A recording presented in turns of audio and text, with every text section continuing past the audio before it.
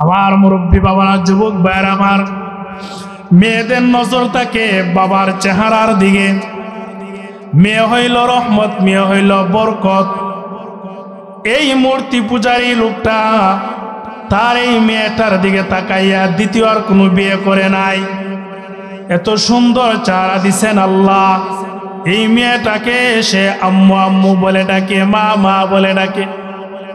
বাবা আর এই কন্যার মধ্যে খুবই মিল মোহব্বত আছে। মেয়েটা যখন আস্তে আস্তে বড় হয়, তার মা তো মারাই গেছে। মেয়েটা 10-12 বছর হওয়ার পরে এত গভীর একটা অসুস্থ হয়ে গেছে, দুর্বল হয়ে গেছে। বাবা দুনিয়ার বহু ডাক্তারের চিকিৎসা নিছে, বহু ওষুধ পানি খাওয়াইছে, ওই মেয়েটার অসুস্থ হওয়ার কোনো ব্যবস্থা নাই। এত দুর্বল হয়ে গেছে। গভীর রজনীতে দেখে মেয়ের চেহারার দিকে তাকাইয়া ওই মেয়েটা মনে হয় আর বাঁচবে না। ফজর আজানের আগে আগে মনে হয় দুনিয়ার থেকে বিদায় হয়ে যাবে। এত অসুস্থ হয়েছে, দুনিয়ার বহু ডাক্তারের ওষুধ পানি খাওয়াইছে, কিন্তু মেয়েটা সুস্থ হয় না। মূর্তি পূজারী আল্লাহর বান্দা এবার চিন্তা করেন, হাইরে এখন কি করি? মেয়ের চেহারার দিকে তাকাইয়া দ্বিতীয় আর কোনো বিয়ে শাদী করি নাই। এই মেয়েটা যদি এখন সুস্থ হয়ে এত দুর্বল হয়ে গেছে, মারা যায়, তাহলে আমার অবস্থায় কি হবে? চিৎকার করে কান্না করে মেয়েকে নিয়ে আসে গভীর টেনশনের মধ্যে পড়ে গেছেন। দুনিয়ার বহু ডাক্তারের ওষুধ খাওয়াইছে। এমন গভীর রজনীতে মেয়ের চেহারার দিকে তাকাইয়া দেখে মেয়ে মনে হয় আর বাঁচবে না। এমন সময় স্মরণ হয়ে গেছে, কি করতে পারি, কি করতে পারি? দুনিয়ার বহু ডাক্তারের কাছে গেলাম, কত রকমের চিকিৎসা করাইলাম, তারপর আমার মেয়েটা সুস্থ হয় না। এখন আমি কই যাইমু, কার কাছে যামু? কোনো ডাক্তারের দরজা তো আমার জন্য আর বাকি নাই। এখন কি করতে পারি? গভীর টেনশনের মধ্যে পড়ে তার মাথার মধ্যে একটা চিন্তা আসলো।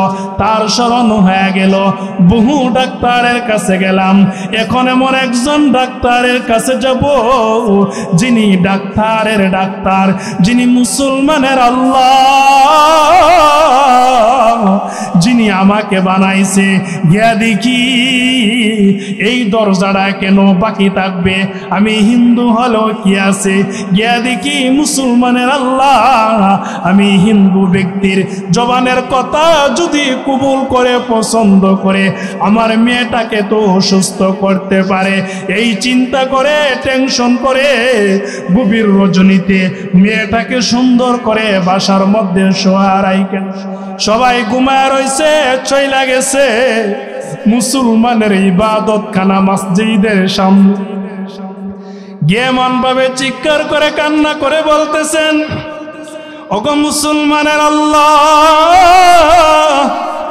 তুমি আমাকে বানাইছো, আমার সারাটা জীবন কাটায় দিলাম মূর্তির পায়ে সেজদা দিয়ে। জীবনে কোনদিন তোমার কাছে আইসা দাঁড়াই না গো আল্লাহ। আমার ওই মেয়েটা অসুস্থ হয়ে গেছে, এই মেয়ে ছাড়া দুনিয়ার জগৎ আমার কেউ নাই। বহু ডাক্তারের ওষুধ খাওয়াইলাম, কবিরাজের চিকিৎসাও করলাম, কোনো ডাক্তার ভালো করতে পারে নাই। আমার মূর্তির কাছে গিয়ে আমি নালিশ দিলাম, তারও ভালো করতে পারে নাই। মুসলমানের আল্লাহ বলে, তুমি যদি কেউ থেকে থাকো, আসমান যদি তুমি বানায়া থাকো, জমিন যদি তুমি বানায়া থাকো, আমার মতন একটা মানুষকে যদি হিন্দু বাবার সন্তান বানায়া থাকো, ও মুসলমানের আল্লাহ, তোমার কাছে আমি দরখাস্ত দিলাম, আমার ওই মেয়েটাকে তুমি সুস্থ করিয়া দাও। আল্লাহ গো, তুমি আমার মেয়েটাকে সুস্থ করিয়া দাও। এমন একটা সময় আল্লাহর কাছে গিয়া কান্না করতেছে, পৃথিবীর সমস্ত প্রাণী ঘুমায়া রয়েছে, পশু পাখি পর্যন্ত ঘুমায়া রয়েছে। সন্তান মায়ের কোলে, মা সন্তানের কোলে, বিবি স্বামী এক জায়গায় ঘুমায়া রয়েছে। কেউ নাই গভীর রজনীতে মুসলমানের মসজিদের সামনে গিয়া এমন ভাবে কান্না করেছে, চিৎকার করে নালিশ দিয়েছেন, দরখাস্ত জমা দিয়েছেন। কান্নাকাটি শেষ করার পরে পুনরায় তার বাড়িতে গেছেন। বাড়ির গেটের মধ্যে গিয়া দেখে যে মেয়েটা অসুস্থ অবস্থায় ঘরের ভিতর বিছানায় শুয়েছিল, ওই মেয়েটাই বাড়ির গেটের সামনে দাঁড়াইয়া বাবা বাবা বলে চিৎকার করে আর বাবার জন্য অপেক্ষা করে। হিন্দু লোকটা তার মেয়ের জবানের কথা শুই না, ডাক শুই না, খুশি হয়ে বলেন, মা কি ব্যাপার, তুমি বাড়ির গেটে দাঁড়ায় রইছ? মেয়েটা আবার ডাক দেয়া বলেন, বাবা ও বাবা, আমি মেয়ে মানুষ, হঠাৎ করে আমি ভালো হয়ে গেছি। কোন ডাক্তারের কাছে গেছিলা গো বাবা? একটা স্যালাইন খাওয়াই না, একটা ওষুধও খাওয়াই না, একটা ইঞ্জেকশনের প্রয়োজন হয় না। কোন ডাক্তারের কাছে গেছিলা বাবা? হঠাৎ করে আমি সুস্থ হয়ে গেছি। মুরব্বী বাবারা, যুবক ভাইয়ারা আমার, এই দুনিয়ার জগতে আমরা এক সময় ছিলাম না। যিনি পাঠাইছে উনি একজন সবচেয়ে বড় মালিক, যেই কোনো একটা উদ্দেশ্যের জন্য পাঠাইছে। কতদিন থাকবো এটাও আমরা জানি না,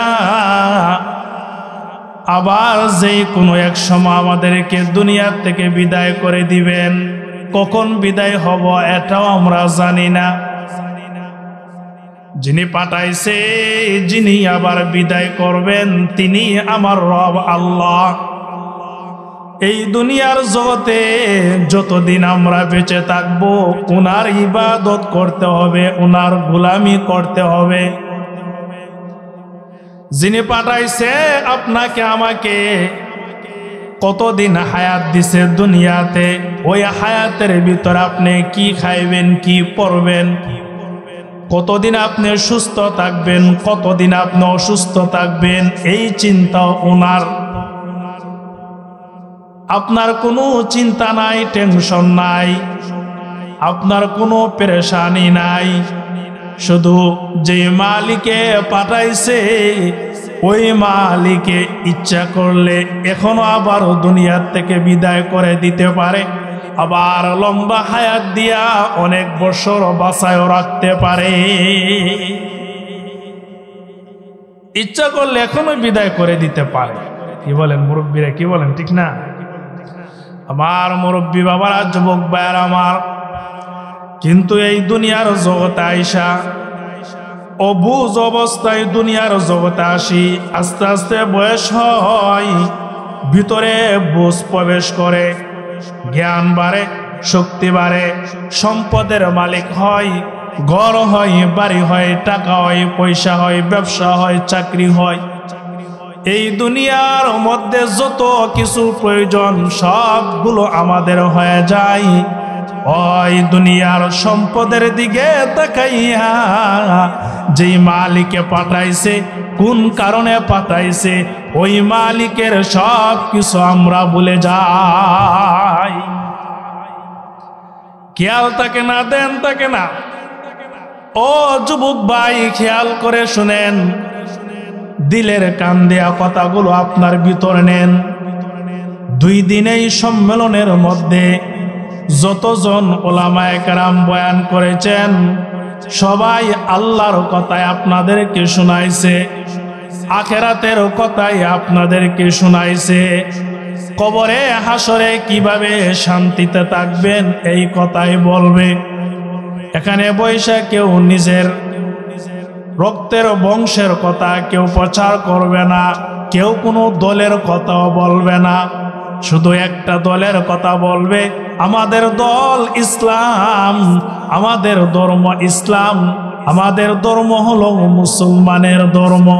আমাকে যিনি পাঠাইছে উনি আমার ধর্মকে ওই দুনিয়ার জগতে সম্মানিত বানায় দিছেন। ওনার ইবাদত করতে হবে, উনার গোলামি করতে হবে। আল্লাহ বলেন, বান্দা, দুনিয়ার জগতে তোমাকে আমি পাঠাইছি আমার ইবাদত করার জন্য, আর কোনো কারো ইবাদত করবা না। যা তোমার প্রয়োজন হয় আমার কাছে চাইবা, তোমার চাওয়া পাওয়া সব কিছু আমি আল্লাহ পূরণ করব। আমি পাঠাইছি তোমাকে, তুমি কখন কি খাইবা তুমি শুধু চেষ্টা করবা, আমি আল্লাহ তৈরি করে দিব। সুবহানাল্লাহ। জমির মধ্যে আমরা দান লাগাই, শুধু চেষ্টা করি দানের মধ্যে রিজিকের ফায়সালা করে দিই আল্লাহ। দোকানদারে সুন্দর করে দোকানে মাল সাজায়া বসে থাকে, আল্লাহ রব্বুল আলামিন তার রিজিকের ফায়সালা করিয়া দেয়। সুবহানাল্লাহি ওয়া বিহামদিহি। চাকরিওয়ালা চাকরির চেয়ারে বসে থাকে, আল্লাহ রব্বুল আলামিন তার চেষ্টার মাধ্যমে রিজিকের ফায়সালা করিয়া দেয়। ও যুবক ভাই, মুরব্বী বাবা, পর্দার আড়ালের মা বোনেরা গো, এই দুনিয়ার জগতে যেই মালিকে তোমাকে পাঠাইছে, এই দুনিয়ার জগতের সব কিছু দেখা, নিয়ামত গুলো দেখা তুমি সেই মালিকের শুকর আদায় করো।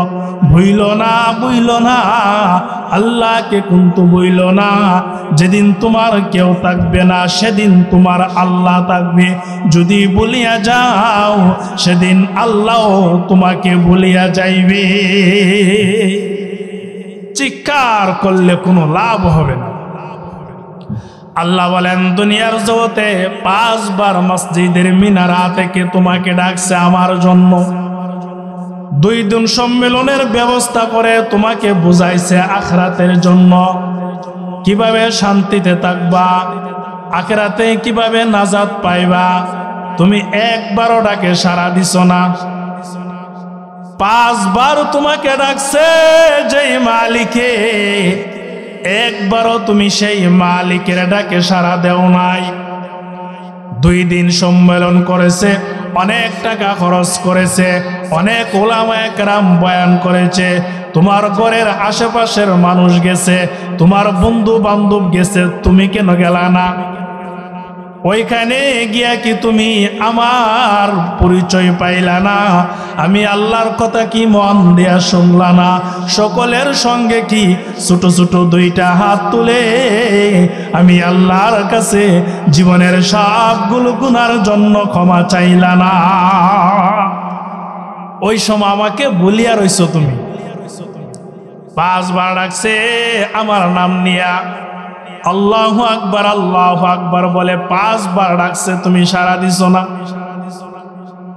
তোমার বাড়ির সামনে সম্মেলন হয়েছে, তুমি 2 দিন থেকে 1 দিনও যাওনি।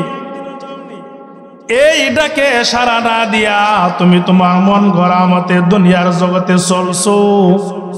তুমি আমি আল্লাহকে চিনো নাই, তোমার বন্ধু বান্ধব সবাই চিনেছে, তুমি চিনো নাই। তাহলে আজকে কঠিন দিনে কেউ নাই, কেউ কারো পরিচয় দিবে না, আমি আল্লাহ তোমাকে চিনব না। এখন বাবা বলেন, একটা মানুষকে যদি হাসরের দিন আল্লাহ বলে আমি তোমাকে চিনি না, তাহলে তার উপায় কি হবে বলেন? জাহান্নাম ছাড়া আর কোনো রাস্তা আছে? আল্লাহ যেন আমাদেরকে মাফ করে। সবাই বলেন আমিন। আমার মুরব্বী বাবারা, যুবক ভাইয়ের আমার, আল্লাহ রব্বুল আলামিন এই কথাটাই সুন্দর করে বলে দিয়েছেন, এই দুনিয়ার জগতে তোমাকে পাঠাইছি আমার ইবাদত করার জন্য। ইবাদত করবা, দুনিয়াতে যতদিন বেঁচে থাকো এতদিনের ভিতরে হায়াতটা যদি আমার ইবাদতের ভিতরে কাটাও, আমি আল্লাহ তোমাকে দামি বানায় দিব। তুমি 20 বছর হায়াত পেয়েছো, 20 বছর হায়াতের ভিতরে দুনিয়ার কোনো কিছু করতে পারবা না তুমি, কিন্তু এই 20টা বছর যদি আল্লাহর জন্য কাটায় দাও, 50 বছর হায়াত পেয়েছো, 70-80 বছর হায়াত পেয়েছো, ও মুরব্বী বাবা 100 বছর হায়াত পেয়েছো, এই হায়াতটা বুঝি তুমি আল্লাহর ইবাদতে লাগায়া দাও। আল্লাহ রব্বুল আলামিন বলেন, দুনিয়ার এই হায়াত দ্বারা বান্দার কোনো কিছু করতে হবে না। বয়স 100 হয়ে গেছে, ওই বুড়া বাবাকেও যদি জিজ্ঞাসা করেন দুনিয়ার আর কি প্রয়োজন আপনার, তার মনে অনেক স্বপ্ন আছে, এগুলো বলবে। একটা যুবক ভাই বয়স 40 হয়ে গেছে, তাকে যদি আপনি বলেন ও ভাই আপনার বয়স 40 হয়ে গেছে, আপনার দুনিয়া তার কি চাহিদা আছে, তার মনের অনেক স্বপ্ন বলবেন। এই করতে হবে, সেই করতে হবে, বাড়ি করতে হবে, ঘর করতে হবে, ব্যবসা সাজাইতে হবে, কিন্তু কবরে কি নিয়ে যেতে হবে এমন কোনো চিন্তা তার মাথায় নাই। কবরে কি নিয়ে যেতে হবে এই চিন্তা মুরব্বী বাবারও নাই, যুবক ভাইয়েরও নাই। এই দুনিয়ার হায়াত দ্বারা পরকালের জগতে জাহান্নাম ছাড়া তোমার ভাগ্যে আর কিছু জুটবে না। আর যদি দুনিয়াতে সামান্য একটু হায়াত পেয়েছো, ওই হায়াতটা যদি তুমি আল্লাহ রব্বুল আলামিনের কথার ভিতরে কাটায় দাও, ওই সামান্য একটু হায়াতের মূল্য পরকালের জগতে আল্লাহ এত দামি বানায় দিবে। সুবহানাল্লাহ, সুবহানাল্লাহ। আল্লাহ রব্বুল আলামিন বলেন, যেই বান্দার হায়াত আমি আল্লাহর কথার ভিতরে কাটাইয়া হায়াতটাকে দামি বানায়া কবরে আসবে, আমি আল্লাহ বান্দার প্রতি রাজি খুশি হয়া এমন একটা জান্নাতের মালিক বানায়া দিব রে, যেই ছোট জান্নাতটা হবে এই দুনিয়ার 10টার সমান। এই দুনিয়া 10টা একসাথে জোড়া দিলে যত বড় হইব, এর চেয়ে বড় আরো জান্নাতের মালিক বানাইব যদি আপনার অল্প হায়াতটা কাজে লাগায় দেন। সুবহানাল্লাহি ওয়া বিহামদিহি। আমার মুরব্বী বাবারা, যুবক ভাইয়ারা আমার, এখন তো বুঝতে পেরেছেন আল্লাহ দুনিয়ার জগতে কেন পাঠাইছে। মানুষ একটা কথা বলে সমাজে, খাও দাও ফুর্তি করো, দুনিয়ার জিন্দেগি কাটায় দাও, শেষ করো। এইগুলো শয়তানের কথা, ধোঁকাবাজি কথা। আল্লাহ রব্বুল আলামিন তোমাকে পাঠাইছে আল্লাহর ইবাদত করার জন্য। আখিরাতের মধ্যে বিশাল বড় বাজার আছে, ওই বাজারের মধ্যে তোমার সদাই কিনতে হবে। দুনিয়ার কিছু নেক আমল করে নেক আমলের সওয়াবের ভান্ডার তোমার পকেটে জমা রাখতে হবে। টাকা যদি না থাকে আপনাদের এলাকার বাজারের মধ্যে গিয়া কোনো কিছু কিনতে পারবেন না, খালি ব্যাগ নিয়ে বাসায় ফিরবেন। বিবি বাচ্চার কাছে আপনি লজ্জিত হইবেন, সবাই আপনার দিকে তাকায়া থাকবে বাজার থেকে কি সদাই আনছেন। যদি কোনো কিছু না আনতে পারেন তাহলে পরিবারের সবাই কষ্ট করবে। আল্লাহ রাসূল বলেন, ওরে আমার উম্মত, তোমাকে এই দুনিয়ার জগতে পাঠাইছে নেক আমল উপার্জন করার জন্য। আখিরাতে একটা বাজার আছে, ওই বাজারে তোমার সদাই কিনতে হবে। এর মানে দুনিয়ার থেকে তুমি নেক আমলের ভান্ডার জমা করো। হাদিসের মধ্যে আল্লাহ রাসূল বলেন, আদ-দুনিয়া মাজরাতুল আখিরা, দুনিয়াটা হলো আখিরাতের বাজার। এখান থেকে তুমি কেনাকাটা করবা পরকালের জগতে। কিছু নেক আমল তুমি তৈরি করো, আর না হয় পরকালের জগতে খালি লুডা লয়া দাঁড়াইবা। ডোলার মধ্যে কিছু থাকবে না, জিরো থাকবে, যাও থাকবে, শুধু গুনাহ থাকবে, সওয়াব পাওয়া যাবে না। আখিরাতে বাজার করতে পারবা না, জাহান্নাম ছাড়া তোমাদের ভাগ্যের কিছু জুটবে না। বাজার করার জন্য পাঠাইছে। আপনি কিছু নেক আমল, 5 ওয়াক্ত নামাজ পড়ে আল্লাহকে সবচেয়ে বড় মনে করে এই সম্মেলনে আইসা বসে নিজের আমলের মধ্যে কিছু নেক আমল জমা করেন।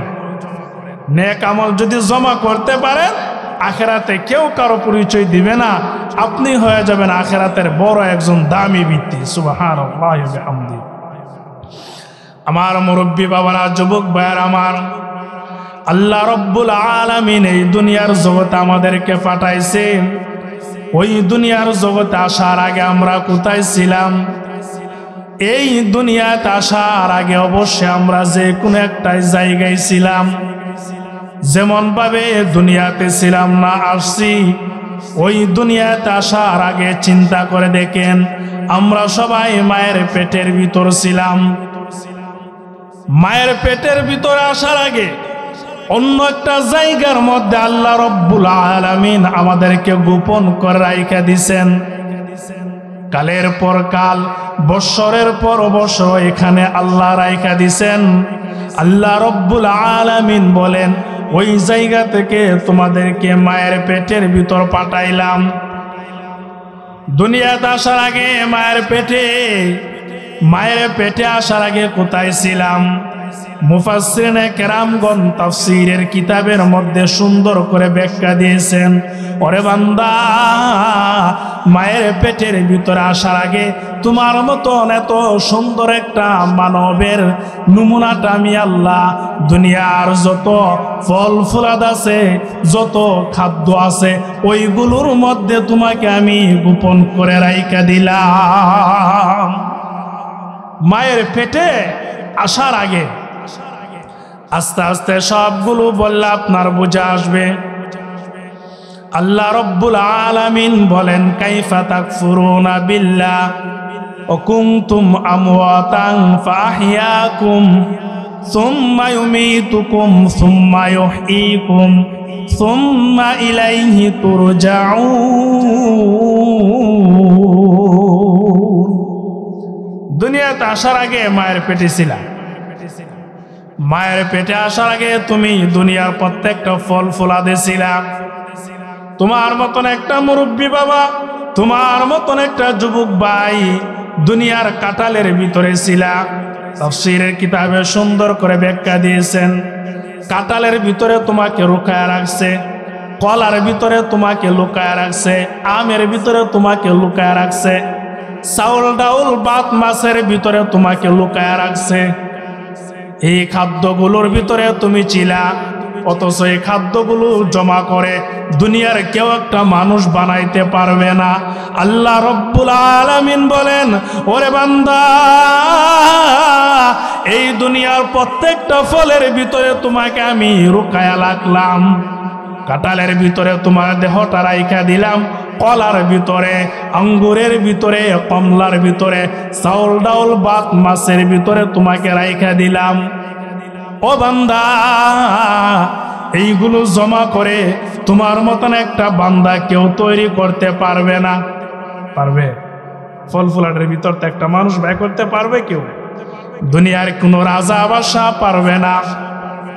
আল্লাহ রব্বুল আলামিন বলেন, ওরে বান্দা, ওই ফল ফুলাদ যখন তোমার বাবা খাইছে, মা খাইছে, এই ফল ফুলাদ খাইছে, কাঁঠাল খাইছে, কলা খাইছে, লিচু খাইছে, আম খাইছে, জাম খাইছে, বাজারের দোকানের ফল ফুলাদ খাইছে, চাউল ডাউল ভাত মাছ তরকারি এগুলো যখন খাইছে, তোমার বাবার শরীরের মধ্যে রক্ত হয়েছে, মাংস হয়েছে, এই রক্ত থেকে বীর্য হয়েছে। সুবহানাল্লাহি ওয়া বিহামদিহি। বুঝতেছেন নি কথাটা? আল্লাহ রব্বুল আলামিন বলেন, তোমার মা বাবা এইগুলো খাইছে, এইগুলো খাওয়ার পরে ভিতরে রক্ত হয়েছে, মাংস হয়েছে, বীর্য হয়েছে, আর এই বীর্য থেকে আমি আল্লাহ তোমাকে মায়ের পেটে তিলে তিলে একটা মানুষ বানাইলাম। এবার চিন্তা করেন, কয়া ছিলেন আপনি? আল্লাহু আকবার, আল্লাহু আকবার। আল্লাহ রব্বুল আলামিন ওই ফল ফুলাদের ভিতর থেকে আমাদেরকে মায়ের পেটের ভিতর পাঠায় দিছেন। মায়ের পেটের ভিতরে আমরা প্রথম অবস্থায় কেমন ছিলাম? এত অযোগ্য দুর্বল হয়েছিলাম, দুনিয়ার সবচেয়ে নিকৃষ্ট একটু পানির পরিমাণ ছিলাম, কোনো দাম ছিল না এটার। কেউ বাজারে নিলে কেউ কিনবে না, হাত দিয়েও ধরবে না, দুর্গন্ধ করে, দেখতেও মনে চাই না। এমন একটা অবস্থায় তোমার আমার দেহ ছিল মায়ের পেটের ভিতরে। আল্লাহ রব্বুল আলামিন বলেন, ওই নাপাক পানি থেকে তোমাকে আমি আল্লাহ তিলে তিলে 40 দিন পর পর মানুষ বানাইলাম, গোস্ত বানাইলাম, হাড্ডি বানাইলাম, তোমার অঙ্গ প্রত্যঙ্গ যা কিছু প্রয়োজন সবগুলো আমি আল্লাহ ওই নাপাক পানি থেকে তিলে তিলে মায়ের পেটে বানাইলাম। সুবহানাল্লাহ। আল্লাহ রব্বুল আলামিন বলেন তোমার যা প্রয়োজন এমন একটা সুরুত তোমার মায়ের পেটের ভিতরে তৈরি করে দিলাম, ওইখানে তুমি ঘুমাইবা এটারও ব্যবস্থা করে দিলাম। সুবহানাল্লাহ। ওইখানে তুমি প্রস্রাব করবা পায়খানা করবা এটারও ব্যবস্থা করে দিলাম। ওইখানে তুমি নাড়াচড়া করবা এটারও ব্যবস্থা করে দিলাম। ওইখানে তুমি খাইবা রিজিকের প্রয়োজন তোমার মায়ের পেটের ভিতরে আমি আল্লাহ এটারও ব্যবস্থা করে দিলাম। নাড়াচড়া খেলাধুলা করার জন্য তোমার প্রয়োজন এটারও ব্যবস্থা করে দিলাম। মায়ের পেটের ভিতরে সন্তান নাড়াচড়া করেনি, কি বলেন, করেনি, খায়নি, বাথরুম করেনি, প্রস্রাব করেনি, ঘুমায়নি। আল্লাহু আকবার।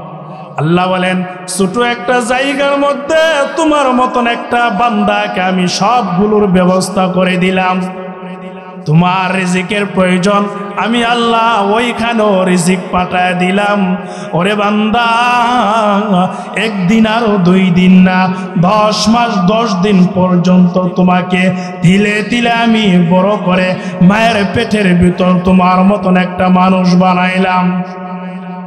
বান্দা, তোমার শখ জটা দেওয়ার প্রয়োজন অতটাই দিলাম।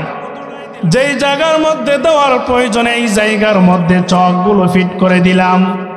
2টা হাতের প্রয়োজন এটাও আমি আল্লাহ তোমার মায়ের পেটের ভিতরে যেই জায়গাতে প্রয়োজন ওই জায়গাতেই বসায় দিলাম।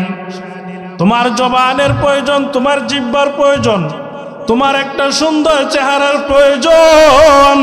দুনিয়ার জগৎ আসার পরে যেন দেখা তোমার মা খুশি হয়ে যায়। 10 মাস 10 দিন এই পেটের ভিতর থাকার কষ্ট না, মা দেখা যেন বলিয়া যায় এমন সুন্দর একটা চেহারার সুরত দিলাম। আল্লাহ বলেন বান্দা, যা কিছু প্রয়োজন সবগুলো আমি আল্লাহ সময় মতো তোমার মায়ের পেটের ভিতরে দিয়া দিলাম। ওইখানে তিলে তিলে তোমাকে আমি আল্লাহ বড় বানাইছি। ওই জগৎটাও 10 মাস 10 দিনের হায়াত ছিল। ওইখানে যখন তোমার হায়াতটা শেষ হয়ে গেছে আর ওইখানে থাকার কোনো সুযোগ নাই, সময় নাই, হায়াত শেষ হয়ে গেছে, ফেরেশতার মাধ্যমে তোমার মতন একটা বান্দাকে আমি মায়ের পেটের ভিতর রাখলাম। একটা মানুষের ভিতরে আরেকটা মানুষকে কেমন ভাবে রাখছেন। সুবহানাল্লাহ ওয়া বিহামদি। জোরে বলেন সুবহানাল্লাহ, আর জোরে বলেন আল্লাহু আকবার।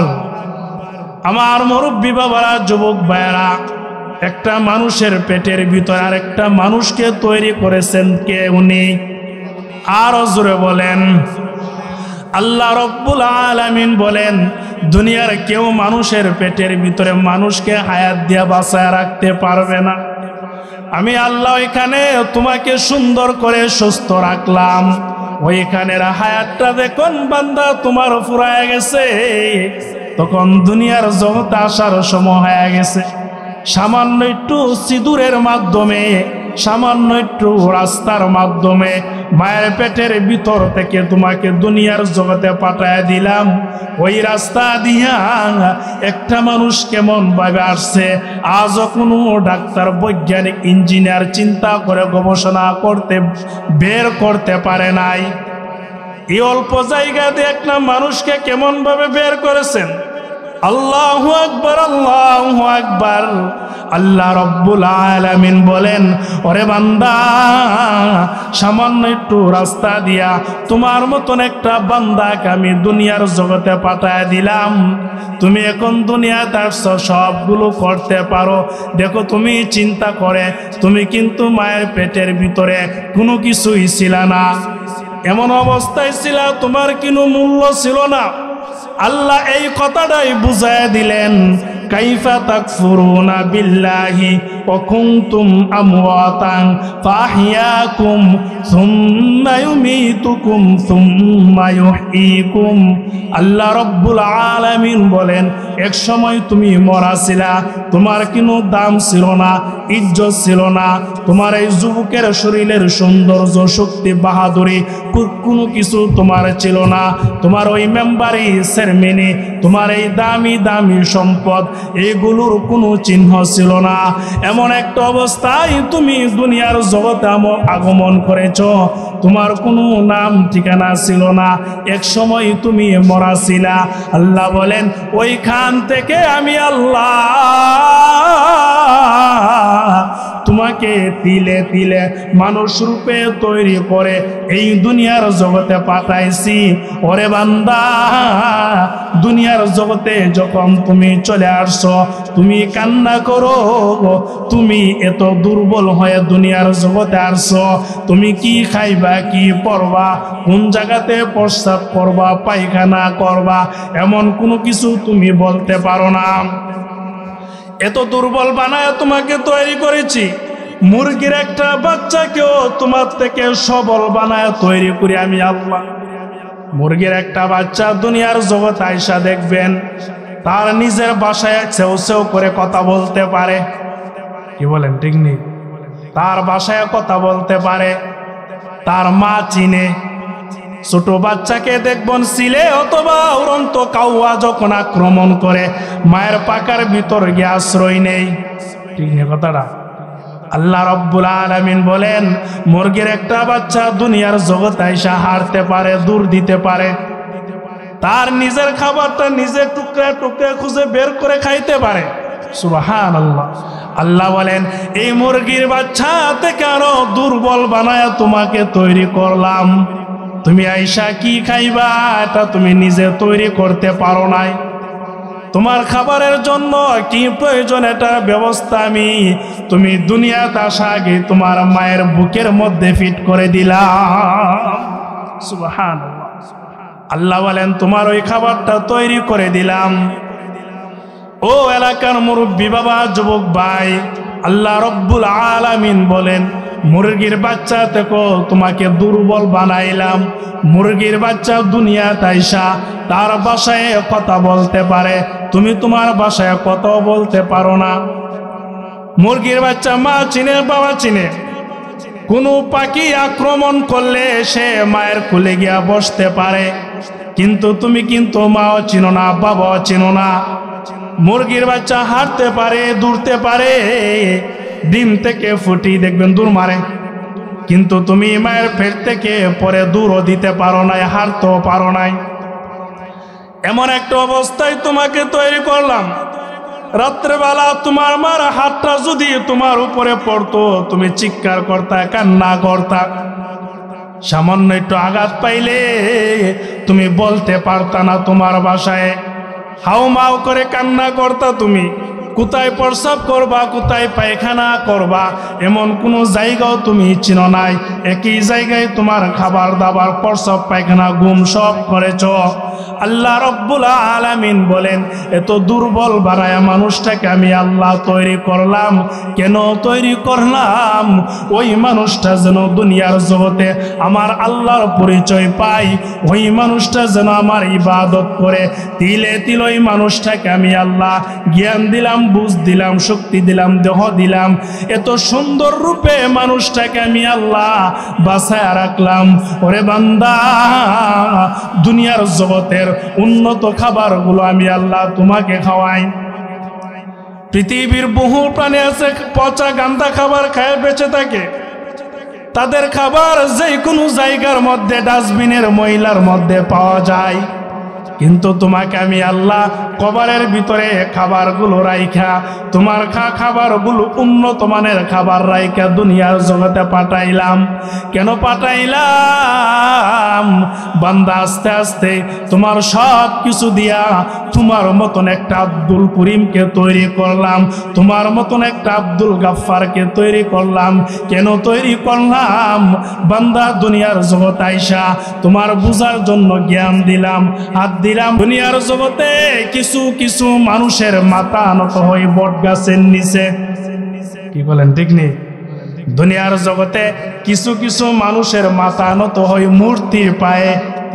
নিজে হাতের দ্বারা মূর্তি বানায়, এটার মধ্যে আবার সেজদা দিয়া মাথা নত করে।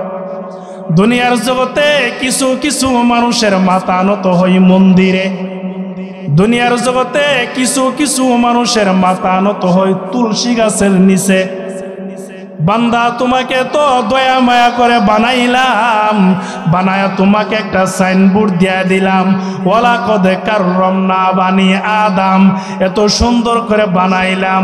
দুনিয়ার জগতে আর কোনো প্রাণীকে আমি আল্লাহ এত সুন্দর শুরুতে বানাই না, এত দামি করে বানাইছে। আল্লাহু আকবার বলেন সবাই। ওয়ালাকাদ কাররামনা বানি আদম, এত সুন্দর করে তোমাকে বানাইলাম বান্দা। কারণ কি? কারণ কি? তোমার ওই মাথাটা দুনিয়ার কোনো বটগাছের নিচে না, কোনো মূর্তির পায়ে না, কোনো মন্দিরের ভিতরে না, কোনো গাছগাছালির পায়ে না। তোমার এই সুন্দর দেহটা আমি আল্লাহর কুদরতি পায়ে নত করে দিবা। এত দয়া মায়া করে বানাইছি। আল্লাহ রব্বুল আলামিন কোরআনের এক জায়গায় বলেন, মানুষকে কত সুন্দর করে বানাইছে। লাকাদ খলাকনাল ইনসানা ফি আহসানি তাকওয়িম। ওরে বান্দা, তোমাকে সবচেয়ে সুন্দর শুরুতে বানাইছি, সবচেয়ে সুন্দর শুরুতে, যেখানে যেটা দেওয়ার প্রয়োজন সেখানে সেটাই দিছে। সুবহানাল্লাহি ওয়া বিহামদিহি। আল্লাহ রাব্বুল আলামিন বলেন, তারপরও বান্দা দুনিয়ার জগতে এসে কেমন ভাবে আমি আল্লাহর সঙ্গে নাফরমানি করো। কাইফা তাকফুরুনা বিল্লাহ ওয়া কুনতুম আমওয়াতান ফাহিয়াকুম। বান্দা তুমি তো এক সময় কিছু ছিল না, তোমার কোনো নাম নিশানা ছিল না, তোমার কোনো দাম ছিল না, কেউ তোমাকে চিনত না, তোমার কোনো সম্পদ ছিল না, তুমি মানুষই তো ছিল না। এত দয়া মায়া করে বানানোর পরে বান্দা কাইফা তাকফুরুনা বিল্লাহ, কেমন করে আমি আল্লাহর সঙ্গে তুমি নাফরমানি করো। এত কিছু দিয়া তৈরি করেছি, তারপরও দুনিয়ার জগতে আইসা কেমন ভাবে তুমি আমি আল্লাহর সঙ্গে নাফরমানি করো। বান্দা খুবই দয়া করে বানাইছি। সুম্মা ইউমীতুকুম সুম্মা ইউহয়ীকুম। তোমার কোনো নিশানা ছিল না, একসময় মারা ছিলা, এখন জীবিত হইছ, আবার তুমি মরবা। সুম্মা ইলাইহি তুরজাউন। আমি আল্লাহ আবার তোমার মতন সুন্দর একটা দেহ তৈরি করে তোমার মতন একটা বান্দা বানাইব, সেটা হলো পরকালের জগতে। আবার মারব, আবার জীবিত করব। সুবহানাল্লাহি ওয়া বিহামদিহি। এক সময় ছিলাম না, আল্লাহ বানায় এত সুন্দর করে বানাইছে, আবার এক সময় মারবো, আবার জীবিত করব। কথাটা সত্য নাকি মিথ্যা? সবাই বলেন। পরকালের জগতে আবার আমাদের এমন ভাবে দাঁড়াইতে হবে কিনা? আল্লাহু আকবার, আবার দাঁড়াইতে হবে। আমার মুরব্বী বাবারা, যুবক ভাইরা আমার, এই কথাটাই আল্লাহ রব্বুল আলামিন বুঝায় দিছেন। অত সুন্দর করে মানুষকে বানানোর পরেও ওই মানুষটা দুনিয়ার জগতে কেমন ভাবে আমি আল্লাহর সঙ্গে নাফরমানি করি। তারপরও বান্দা দুনিয়াতে শয়তানের ধোঁকায় পড়ে যদি তুমি গুনাহ করো, আর ওই গুনার কথা লজ্জিত হইয়া স্মরণ কইরা যদি এই সম্মেলনে গিয়া এই সকলের সঙ্গে বসে তোমার হাতটা তুলে দোয়া করো, এখানে যেই কোনো একজন না একজন আছে যাকে আল্লাহ বেশি পছন্দ করেন, যার দ্বারা আল্লাহর সমস্ত ইবাদত সময় মতো আদায় হয়ে যায়, আল্লাহ রব্বুল আলামিন তাকে মহব্বত করে। আমি মনে করি যারা বসছেন সবাইকে মহব্বত করে, এই জন্য আল্লাহ এখানে বসার সুযোগ করে দিয়েছে। কি বলেন, ঠিক না? সবাইরে মহব্বত করে। কাউকে বাইরে ঘুরাইতেছে, কেউকে শ্বাসটলে দোকানে বসা রাখছে, কাউকে টিভির সামনে গুনার আড্ডায় বাজারে দোকানে ফাড়ে, কাউকে হসপিটালের সিটে। আর আল্লাহ তোমাকে আমাকে এই সুন্দর জায়গাতে বসা রাখছে, সবচেয়ে দামি জায়গাতে বসা রাখছে তোমাকে। আল্লাহ রব্বুল আলামিন বলেন, এমন দামি জায়গার মধ্যে গিয়া যদি বান্দা তুমি তোমার জীবনের সমস্ত ভুলের কথা স্মরণ করিয়া আল্লাহর দরবারে ক্ষমা চাও, দুই হাত তুলে যদি কান্না করো, সম্মেলনের শেষ দিক দিয়া মুনাজাত হবে, যত মানুষ আগমন করবে বৈশা বৈশা কথাগুলো শুনবে, এর মধ্যে যদি যেই কোনো একজন আল্লাহর পছন্দ বান্দা হয়ে যায়, যেই কোনো একজনের 2 হাত যদি আল্লাহ কবুল করে, যেই কোনো একজনের জবানের আমিন যদি আল্লাহ কবুল করে, যেই কোনো একজনের চোখের পানি যদি আল্লাহর কাছে পছন্দ হয়ে যায়, এমন একজনের উসিলায় আমি আল্লাহ সম্মেলনের সকল মানুষকে মাফ করিয়া দিব। আল্লাহ রব্বুল আলামিন মাফ করে দিবেন যদি বসেন, মন দিল দেন, সবকিছু ঠিক করে। গুনাহ ক্ষমার আশায় গুনার দিকে তাকাইলে জাহান্নাম ছাড়া আমাদের ভাগ্যের কিছু জুটবে না। যে সামান্য অল্প একটু পরিমাণ নেক আছে, এটার দিকে তাকাইলে জান্নাতের আশাও করতে পারি না।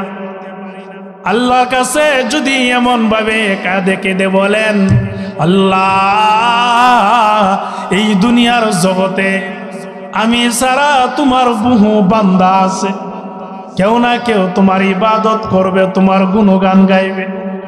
আল্লাহ আমি যদি তোমার ইবাদত না করি, আমি যদি তোমার কাছে কান্না না করি, এই জগতে বহু বান্দা আছে, তারা তোমার ইবাদত করবে, কান্না করবে। আল্লাহ কিন্তু তুমি আল্লাহ ছাড়া আমার আর কেউ নাই। তুমি যদি আমাকে মাফ না করো, আমাকে ক্ষমা করার মতন এই জগতে আর কেউ নাই। এমন ভাবে কান্না করলে অবশ্যই আল্লাহ আপনার কান্না পছন্দ করবে, কবুল করবে। কারণ দুনিয়ার যত বিচারক আছে তারা অপরাধীকে ডাকে বিচার করার জন্য, শাস্তি দেওয়ার জন্য, জেল দেওয়ার জন্য। আর আল্লাহ রব্বুল আলামিন এমন একজন বিচারক, অপরাধীকে ডাকে ক্ষমা করে দেওয়ার জন্য। সুবহানাল্লাহি ওয়া বিহামদিহি। আমার মুরব্বী বাবারা, যুবক ভাইরা আমার, মুসলমান যারা আছে তারা যদি আল্লাহর কাছে ক্ষমা চায়, অবশ্যই আল্লাহ রব্বুল আলামিন তাদেরকে মাফ করে দিবেন। কিতাবের মধ্যে একটা ঘটনা আছে, মূর্তি পূজারী একজন ব্যক্তি আল্লাহর কাছে সাহায্য চেয়েছে। ওই মূর্তি পূজারী ব্যক্তিরা দুনিয়ার জগতে তার বিয়ে হয়েছে, শাদী হয়েছে, একটা কন্যা সন্তান হওয়ার পরে তার স্ত্রী মারা গেছে। ছোট একটা বাচ্চা রাইকা, ছোট একটা কন্যা রাইকা তার বিবি মারা গেছেন। ওই কন্যাটাকে লালন পালন করে দিন কাটায় দিছে, দ্বিতীয় আর কোনো বিয়ে করে নাই। কন্যাটার চেহারার দিকে তাকাইয়া তার দ্বিতীয় বিয়ে করার আর কোনো খেয়াল থাকে না। এত মায়া দয়া করে এই কন্যাটাকে লালন পালন করে মেয়েটাকে সুন্দর করে বড় করেছেন। 10-12 বছর যখন হয়ে গেছে, কত সুন্দরভাবে ওই মেয়েটা বাবার সঙ্গে কথা বলে, বাবা তার কথা শুনে না খুশি হয়ে যায়। মেয়েরা দেখবেন বাবাকে বেশি ভালোবাসে, কি বলেন ঠিক না? ছেলেরা দেখবেন মাকে বেশি ভালোবাসে।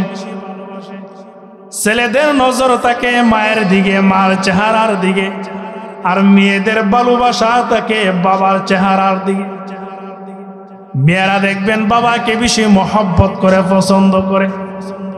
অনেক মেয়েরা আছে গভীর রাত্রে বাবা বাসায় কখন ফিরবে এই জন্য অপেক্ষা করে, মার সঙ্গে বাইনা করে, আমার বাবা না আসলে আমি ঘুমাইব না, বাবার কোলে না উঠলে আমি ঘুমাইব না।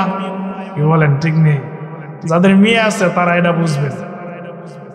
মেয়েদের নজর থাকে বাবার চেহারার দিকে, ছেলেদের নজর থাকে মায়ের চেহারার দিকে। দুটোটাই আল্লাহর পক্ষ থেকে একটা নিয়ামত। তবে অনেক মানুষ আছে ছেলে হইলে খুশি হয়, মেয়ে হইলে খুশি হয় না। সমাজে আছে না, ছেলে হইলে অনেক খুশি আর মেয়ে হইলে খুশি হয় না। গাধা বুঝে না মেয়ে যে কি রহমত বরকত, এটা সে বুঝে না।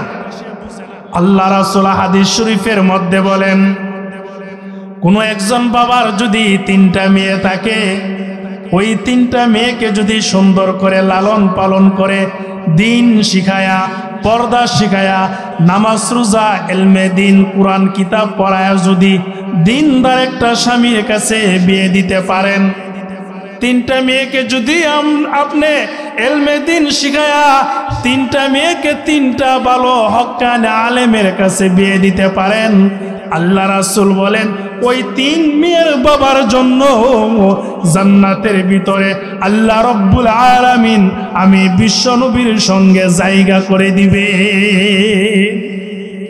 সাহাবী একজন ডাক দিয়ে বলেন, ইয়া রাসূলুল্লাহ, ইয়া হাবিবাল্লাহ, ওগো আল্লাহর নবী, এখন যদি কেউ তিন মেয়ে না থাকে, দুইটা থাকে। রাসূল বলেন দুইজন থাকলো যদি ইলমে দিন শিখায়া দিনদার একজন স্বামীর কাছে বিয়ে দিতে পারে, আল্লাহ রব্বুল আলামিন পরকালের জগতে ওই বাবার জন্য জান্নাত ওয়াজিব করে দিবেন। সাহাবী একজন বলেন, আল্লাহর নবী গো, যদি একটা মেয়ে থাকে? আল্লাহ রাসূল বলেন, হ্যাঁ, একটা মেয়ে যদি তোমার থাকে, ওই মেয়েটাকে যদি দিন শিখায়া ভালো একজন দিনদার স্বামীর কাছে দিতে পারো, মেয়েটা যদি আল্লাহওয়ালা হয়ে যায়, স্বামীটাও যদি আল্লাহওয়ালা হয়ে যায়, এক মেয়ের বাবাকে কিয়ামতের ময়দানে আল্লাহ রব্বুল আলামিন বিশ্ব নবীর সঙ্গে জায়গা করে দিবে। কত সুন্দর হাদিস, অথচ আমরা এইগুলো বুঝি না। ছেলে হইলে খুশি হয়, আর মেয়ে হলে রাগ করে, গুসা করে স্ত্রীর প্রতি। কি বলেন, আসেনি সমাজে? আমার মুরব্বী বাবারা, যুবক ভাইয়ের আমার, মেয়েদের নজর থাকে বাবার চেহারার দিকে। মেয়ে হইল রহমত, মেয়ে হইল বরকত। এই মূর্তি পূজারী লোকটা তার এই মেয়েটার দিকে তাকাইয়া দ্বিতীয় আর কোনো বিয়ে করে নাই। এত সুন্দর চেহারা দিছেন আল্লাহ, এই মেয়েটাকে সে আম্মু আম্মু বলে ডাকে, মা মা বলে ডাকে। বাবা আর এই কন্যার মধ্যে খুবই মিল মোহব্বত আছে। মেয়েটা যখন আস্তে আস্তে বড় হয়, তার মা তো মারাই গেছে। মেয়েটা 10-12 বছর হওয়ার পরে এত গভীর একটা অসুস্থ হয়ে গেছে, দুর্বল হয়ে গেছে। বাবা দুনিয়ার বহু ডাক্তারের চিকিৎসা নিছে, বহু ওষুধ পানি খাওয়াইছে, ওই মেয়েটার অসুস্থ হওয়ার কোনো ব্যবস্থা নাই। এত দুর্বল হয়ে গেছে। গভীর রজনীতে দেখে মেয়ের চেহারার দিকে তাকাইয়া ওই মেয়েটা মনে হয় আর বাঁচবে না। ফজর আজানের আগে আগে মনে হয় দুনিয়ার থেকে বিদায় হয়ে যাবে। এত অসুস্থ হয়েছে, দুনিয়ার বহু ডাক্তারের ওষুধ পানি খাওয়াইছে, কিন্তু মেয়েটা সুস্থ হয় না। মূর্তি পূজারী আল্লাহর বান্দা এবার চিন্তা করেন, হাইরে এখন কি করি? মেয়ের চেহারার দিকে তাকাইয়া দ্বিতীয় আর কোনো বিয়ে শাদী করি নাই। এই মেয়েটা যদি এখন অসুস্থ হয়ে এত দুর্বল হয়ে গেছে, মারা যায়, তাহলে আমার অবস্থায় কি হবে? চিৎকার করে কান্না করে মেয়েকে নিয়ে আসে গভীর টেনশনের মধ্যে পড়ে গেছেন। দুনিয়ার বহু ডাক্তারের ওষুধ খাওয়াইছে, এমন গভীর রজনীতে মেয়ের চেহারার দিকে তাকাইয়া দেখে মেয়ে মনে হয় আর বাঁচবে না। এমন সময় স্মরণ হয়ে গেছে, কি করতে পারি, কি করতে পারি? দুনিয়ার বহু ডাক্তারের কাছে গেলাম, কত রকমের চিকিৎসা করাইলাম, তারপর আমার মেয়েটা সুস্থ হয় না। এখন আমি কই যাইমু, কার কাছে যামু? কোনো ডাক্তারের দরজা তো আমার জন্য আর বাকি নাই। এখন কি করতে পারি? গভীর টেনশনের মধ্যে পড়ে তার মাথার মধ্যে একটা চিন্তা আসলো, তার স্মরণ হয়ে গেল, বহু ডাক্তারের কাছে গেলাম, এখন এমন একজন ডাক্তারের কাছে যাব যিনি ডাক্তারের ডাক্তার, যিনি মুসলমানের আল্লাহ, যিনি আমাকে বানাইছে।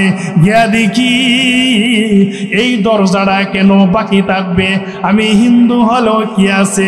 গিয়া দেখি মুসলমানের আল্লাহ আমি হিন্দু ব্যক্তির জবানের কথা যদি কবুল করে, পছন্দ করে, আমার মেয়েটাকে তো সুস্থ করতে পারে। এই চিন্তা করে, টেনশন করে গভীর রজনীতে মেয়েটাকে সুন্দর করে বাসার মধ্যে শোয়া রাইখেন। সবাই ঘুমায় রইছে, চইলা গেছে।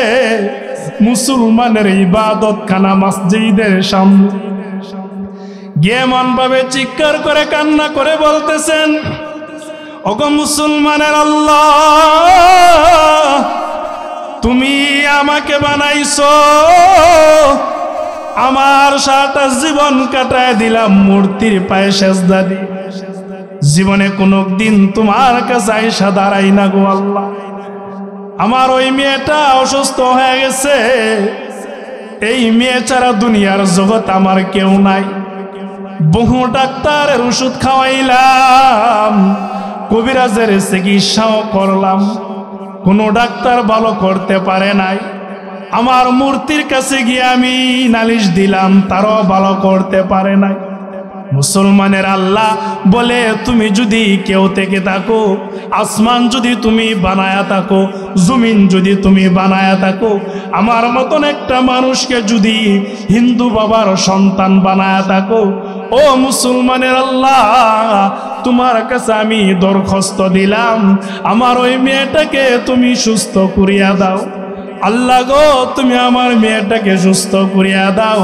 এমন একটা সময় আল্লাহর কাছে গিয়া কান্না করতেছে, পৃথিবীর সমস্ত প্রাণী ঘুমায়া রইছে, পশু পাখি পর্যন্ত ঘুমায়া রইছে, সন্তান মায়ের কোলে, মা সন্তানের কোলে, বিবি স্বামী এক জায়গায় ঘুমায়া রইছে, কেউ নাই। গভীর রজনীতে মুসলমানের মসজিদের সামনে গিয়া এমন ভাবে কান্না করেছে, চিৎকার করে নালিশ দিয়েছেন, দরখাস্ত জমা দিয়েছেন। কান্নাকাটি শেষ করার পরে পুনরায় তার বাড়িতে গেছেন। বাড়ির গেটের মধ্যে গিয়া দেখে যে মেয়েটা অসুস্থ অবস্থায় ঘরের ভিতর বিছানায় শুয়েছিল, ওই মেয়েটাই বাড়ির গেটের সামনে দাঁড়াইয়া বাবা বাবা বলে চিৎকার করে আর বাবার জন্য অপেক্ষা করে। হিন্দু লোকটা তার মেয়ের জবানের কথা শুই না, ডাক শুই না, খুশি হয়ে বলেন, মা কি ব্যাপার, তুমি বাড়ির গেটে দাঁড়ায় রইছো? মেয়েটা আবার ডাক দিয়া বলেন, বাবা, ও বাবা, আমি মেয়ে মানুষ, হঠাৎ করে আমি ভালো হয়ে গেছি। কোন ডাক্তারের কাছে গেছিলা গো বাবা? একটা স্যালাইন খাওয়াই না, একটা ওষুধও খাওয়াই না, একটা ইঞ্জেকশনের প্রয়োজন হয় না। কোন ডাক্তারের কাছে গেছিলা বাবা? হঠাৎ করে আমি সুস্থ হয়ে গেছি। সুস্থ হয়ে দেখি ঘরের সমস্ত রুমে রুমে বিচারলাম, তোমাকে আমি খুঁজে পাই নাই। এখন কি করব? গভীর রজনীতে আমি মেয়ে মানুষ কোথায় যাইব? এই জন্য বাড়ির গেটের সামনে দাঁড়ায় রয়েছি। বাবা তুমি বলো, কোন ডাক্তারের কাছে গেছিলা?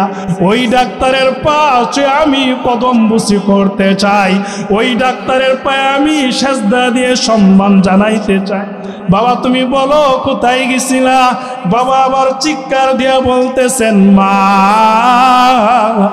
দুনিয়ার বহু ডাক্তারের ডাক্তার উনি, মুসলমানের আল্লাহর কাছে দরখাস্ত জমা দিছিল। আগে জানি না রে মা, আমার মতন একটা হিন্দু লোকের ডাক আল্লাহ এমন ভাবে কবুল করবে। আল্লাহ রব্বুল আলামিন মুসলমানের সৃষ্টিকর্তা যিনি, ওনার কাছে দরখাস্ত জমা দিয়েছিলাম রে মা, এত তাড়াতাড়ি তোমাকে সুস্থ করে দিয়েছে, আর দেরি করতে হবে না। চলো মা, পবিত্র হয়ে গোসল করে ভালো পোশাক পরে মসজিদে চইলা যায়।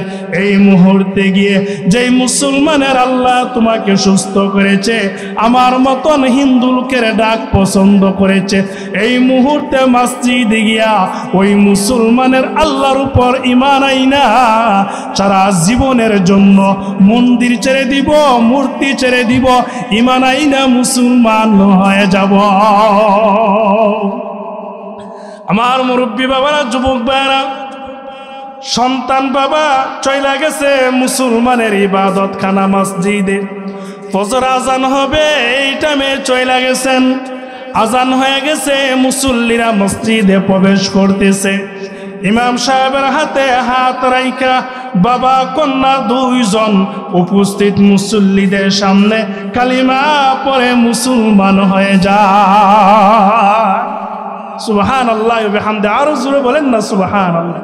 এটাই আমার আল্লাহ বুঝাইছেন যে আমি শুধু মুসলমানের কথা পছন্দ করে কবুল করি এমন না, কোনো একটা কাফের যদি তার জীবনের সমস্ত গুনার জন্য ক্ষমা চায়, আমি আল্লাহ তাকে ক্ষমা করতে রাজি আছি। সুবহানাল্লাহ। আমার মুরব্বী বাবারা, যুবক ভাইয়ের আমার, আল্লাহ রব্বুল আলামিন ওই বান্দার দিকে সবসময় তাকায় থাকে। আল্লাহ রব্বুল আলামিন বান্দা যেন কষ্ট না করে, বিপদে পড়ে না যায়, এই জন্য সবসময় বান্দার প্রতি তার খেয়াল। আপনার সম্পদ আছে, ক্ষেত্রে আছে, জমি জামা আছে, দোকান আছে, ব্যবসা আছে, ওইগুলো যেন নষ্ট না হয়, আপনার কেমন একটা খেয়াল থাকে এবার চিন্তা করেন। আল্লাহ রব্বুল আলামিন বলেন, আমি আল্লাহ এত সুন্দর করে মানুষ বানাইলাম, আর ওই মানুষের দিকে আমি আল্লাহ সবসময় তাকায় থাকি, ওই মানুষ কখন বিপদে পড়ে যাবে, কখন আমি আল্লাহ বলে একটা ডাক দিবে, যখন ডাক দিবে আমি আল্লাহ রব্বুল আলামিন তার ডাকে সাড়া দিতে হবে। যদি সাড়া না দেয় ওই বান্দা আর কাকে ডাকবে? তাকে তো আমি বানাইছি, বিপদে পড়ে গেলে আমি উদ্ধার করতে হবে। সবসময় বান্দার দিকে তাকায় থাকে। সুবহানাল্লাহ। আমার মুরব্বী বাবারা, যুবক ভাইয়ের আমার, এই জন্য পয়গম্বর মুসা আলাইহিস সালাতু ওয়াস সালাম আল্লাহ রব্বুল আলামিনকে একবার প্রশ্ন করেছিলেন, ইয়া রব্বুল আলামিন, ইয়া রহমানুর রহিম, তুমি কি কোনো সময় ঘুমাও নানি? আল্লাহরে জিজ্ঞাসা, আল্লাহ তুমি কি ঘুমাও নানি? তোমার কি ঘুম নাই? সারাদিন বান্দা নিয়ে ব্যস্ত তুমি, তোমার কি ঘুম নাই? আল্লাহ রব্বুল আলামিন বলেন, লা তাখুযুহু সিনাতু ওয়ালা নাউম। ওরে মুসা, আমি আল্লাহ যদি ঘুমা যাই, ওই দুনিয়া পরিচালনা করবে কে? সুবহানাল্লাহ, সুবহানাল্লাহ। আমার ওই বান্দারা যখন ডাক দিবে, এ মুসা, তার ডাকে সাড়া কে দিবে বলো? আমি আল্লাহ বান্দা বানাইছি, বান্দার 24টা ঘন্টায় আমার খেয়াল রাখতে হবে। ওই বান্দা যখন বিপদে পড়ে ডাক দিবে, রে মুসা, আল্লাহ রব্বুল আলামিন বলেন, মুসা, তোমার হাতের মধ্যে একটা গ্লাস নিয়ে দাঁড়ায় থাকো, এটার ভিতরে পানি রাখবা। সুন্দর করে মুসা নবী দাঁড়ায় রইছে। বলেন, আল্লাহ কতক্ষণ পর্যন্ত? আল্লাহ জানায় দিলেন, দাঁড়ায় থাকো ঘন্টার ঘন্টা। দাঁড়ায় থাকো, হাতের মধ্যে গ্লাস নিয়ে, গ্লাসের ভিতর পানি নিয়ে। ধুরু পাহাড়ের উপরে মুসা পয়গম্বর দাঁড়ায় রইছেন। দাঁড়ায় থাকতে থাকতে মানুষ তো ঘুমাইছে পড়ছে, এমন ঘুমাইছে হাত থেকে গ্লাস পরে পাথর উপর পইরা ভেঙ্গে টুকরা টুকরা হয়ে গেছে। দাঁড়ায় রইছে মানুষ, তো ঘুম আইসে পড়ছে, হাত থেকে গ্লাস পরে ভেঙ্গে টুকরা টুকরা হয়ে গেছে। আল্লাহ রব্বুল আলামিন ডাক দিয়া বলেন, এ মুসা, কি ব্যাপার, গ্লাস কোথায়? আল্লাহ ভেঙে গেছে। কিভাবে ভাঙছে? ঘুমায় গেছিল। মুসা সামান্য এক গ্লাস পানি হাতে নিয়ে দাঁড়ায় থাকতে পারো না, ঘুমায় গেছো, ভেঙ্গে টুকরা টুকরা, গ্লাসও গেছে, পানিও গেছে, সবগুলো গেছে রে মুসা। বলো মুসা, এত বড় জাহান পৃথিবী জগৎ বানাইয়া, এত উম্মত বানাইয়া, এত বান্দা বান্দি বানাইয়া, বলো আমি আল্লাহ কেমন ভাবে ঘুমাই? সমুদ্রের তল দেশে যদি ছোট একটা পানিও খাবারের জন্য কষ্ট করে, বলে রে মুসা, ওই প্রাণীর মুখে খাবার কে পৌঁছায় দিবে? আল্লাহু আকবার, বলেন আল্লাহু আকবার। যদি মুসা আমি আল্লাহ ঘুমায় যাই, আমার বান্দারা বিপদে পড়ে ডাক দিবে। ওই যে চেঙ্গাই আকন্দবাড়ি যুব সমাজের মাহফিলে গিয়ে কিছু বান্দা বান্দিরা বসে কান্না করবে, ডাক দিবে, ক্ষমা চাইবে জীবনের সব ভুলের জন্য, চোখ দিয়া পানি ছাড়বে। আমি আল্লাহ যদি ঘুমায়া যাই, বলো রে মুসা, আমি আল্লাহ ঘুমায়া গেলে ওই বান্দার ডাকে কে সাড়া দিবে? আল্লাহ রব্বুল আলামিন এমন দয়ার সাগর, এমন মায়ার সাগর, 24টা ঘন্টায় কোনো নেতা তার জনগণের দিকে তাকায় না, কোনো মন্ত্রী তার জনগণের দিকে তাকায় না, কোনো মেম্বার চেয়ারম্যান 24 ঘন্টায় জনগণের দিকে তাকায় না, কোনো বাবাও 24 ঘন্টা সন্তানের দিকে তাকাইতে পারে না। সন্তান এমনও কাজ করে বাবা জানে না, বাবাও এমন কাজ করে সন্তান জানে না। আল্লাহ রব্বুল আলামিন বলেন, ওরে গোলাম, তোর বাবার থেকে আমি আল্লাহ অনেক প্রিয়, তোর মার থেকে আমি আল্লাহ অনেক প্রিয়। 24 ঘন্টায় তাকায় থাকি কখন বান্দা তুই আমাকে একটা ডাক দিবি। তোর ডাকে আমি আল্লাহ যদি সাড়া না দেই, বান্দা তোকে বানাইছে আমি, তুই যদি আমাকে ডাক দেস, তোর ডাকে সাড়া না দিতে পারলে কোন মৌলা তোর ডাকে সাড়া দিবে? আল্লাহু আকবার। আমার মুরব্বী বাবারা, যুবক ভাইয়ের আমার, কিতাবের মধ্যে ঘটনা আছেন, সুন্দর করে বর্ণনা করে দিয়েছেন। খলিফাতুল মুসলিমিন আমিরুল মুমিনিন, যিনি ওই সময় মদিনার প্রেসিডেন্ট খলিফা, ওই খলিফা থাকা অবস্থায় তার একটা সন্তান, নাম হলো আব্দুল্লাহ, আল্লাহর নবীর কলিজার টুকরা নাতি হুসাইনের সঙ্গে মাঠের মধ্যে খেলাধুলা করতেছেন। ছোট ছোট নবীজির নাতি হুসাইন আর আমিরুল মুমিনিন হযরত ওমরের সন্তান মাঠের মধ্যে খেলাধুলা করতেছেন। নবীজির নাতি এত দামি, নবীজির সুরতে তাকে তৈরি করা হয়েছিল।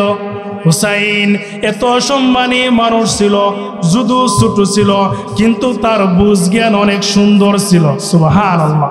সাহাবীরা তাকে সম্মান করত বিশ্ব নবীর নাতি হিসাবে। নবীর শরীরের সমস্ত সুন্দরের সুরত আল্লাহ রব্বুল আলামিন হাসান হুসাইনের শরীরে বন্টন করে দিয়েছেন। হুসাইন যদি রাস্তা দিয়ে হাঁটতো, সাহাবীরা দেখা বুঝতো মনে হয় নবী আইতাছে। সুবহানাল্লাহ। হুসাইনের হাঁটা চলাফেরা কথাবার্তা শরীরের রং হুবহু নবীর শরীরের সঙ্গে মিল ছিল। সুবহানাল্লাহি ওয়া বিহামদিহি।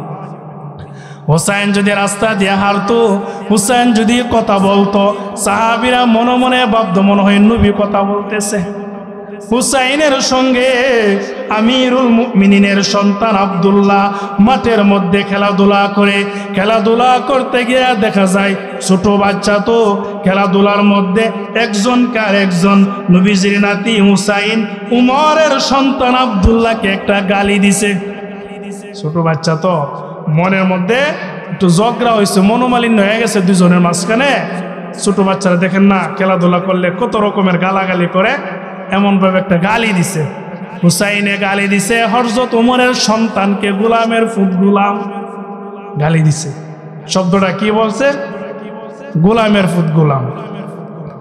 ওমরের সন্তান এই কথা শুনার আগে গুসায় দৌড়ায় বাবার কাছে গিয়া বলেন, বাবা বিচার দিলাম, বিচার করতে হবে। কি বিচার?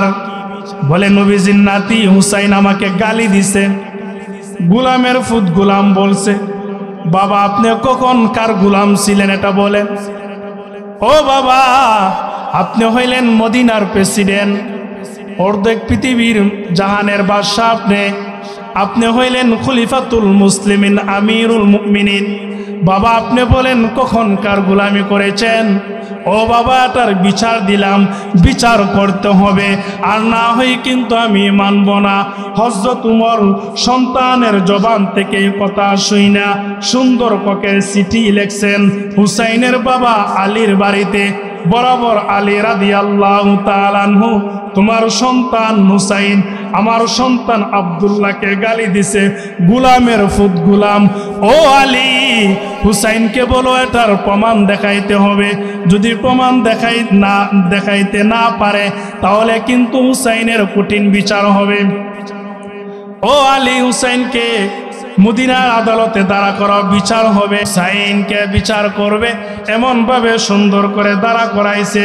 হুসাইন বলেন কোনো অসুবিধা নাই, হযরত ওমর যত বড় বিচারের আসন সাজাইবে আমি ওইখানেও বিচারের মধ্যে সাক্ষ্য দেয়া দিব হুসাইন ওমরের সন্তানকে গোলামের ফুট গোলাম বলছে, এটার কিন্তু প্রমাণ আছে।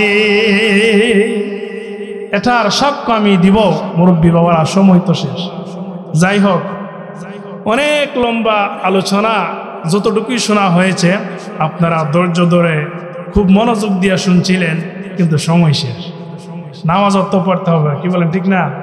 নামাজত তো ফরজ ইবাদত, এগুলো হচ্ছে নফল, পড়তে হবে।